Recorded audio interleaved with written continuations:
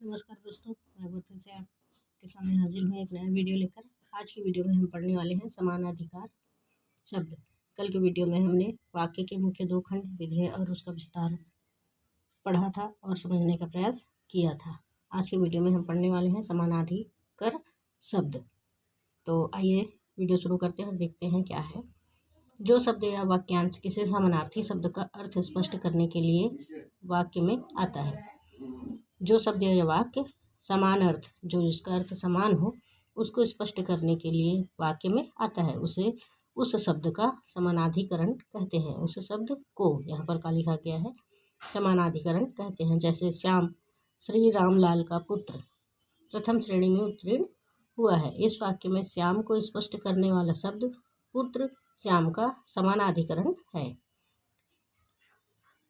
हिंदी में समानाधिकरण शब्द अथवा वाक्यांश बहुधा नीचे लिखे अर्थ सूचित करते हैं।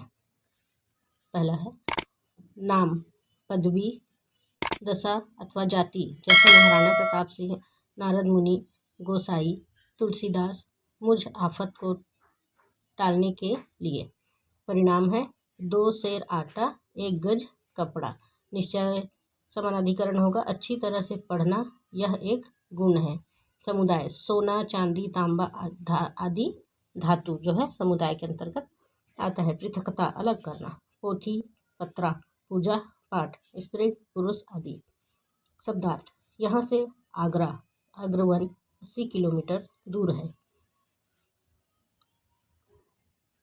भूल संबोधन, जैसे इनका उपाय उपयोग आवश्यकता से अधिक हो जाता है। श्रीमान, प्रातः 10 बजे मैं सिनेमा नहीं स्कूल जा रहा हूँ। अगला है अवधारणा, पढ़े लिखे हिंदू भी विशेषकर जिनके की परिवार में उर्दू का चलन है, वे हिंदू जिनके परिवार में उर्दू का चलन है फारसी शब्दों का प्रयोग करते हैं। सब कोई दोनों और यह दूसरे शब्दों के समानाधिकरण होकर आते हैं। इसमें जो दिया गया है वह कोई, सब है, कोई है और दोनों है, यह दूसरे शब्द के समानाधिकरण से होकर आते हैं। और आदि नामक अर्थात सरीखा जैसे बहुधा दो समानाधिकरण शब्दों के बीच में आते हैं। समानाधिकरण शब्द जिस कारक में आता है उसी में उसका मूल शब्द भी रहता है। जिस कारक में यह आता है उसमें भी उसी में ही उसका मूल शब्द भी पाया जाता है। जैसे राजा जनक की पुत्री सीता के विवाह के लिए स्वयंवर रचा गया। इस वाक्य में मुख्य शब्द राजा और पुत्री संबंध कारक में आए हैं। समानाधिकरण शब्द का अर्थ और कारक मूल शब्द के अर्थ और कारक से भिन्न न होना चाहिए। समानाधिकरण का शब्द और अर्थ जो है वो मूल कारक से अलग नहीं होना चाहिए। जब जवाहरलाल नेहरू, जिनका बचपन का नाम नन्हा था, बैरिस्टर पास करके आए तब वो एकदम अंग्रेज थे।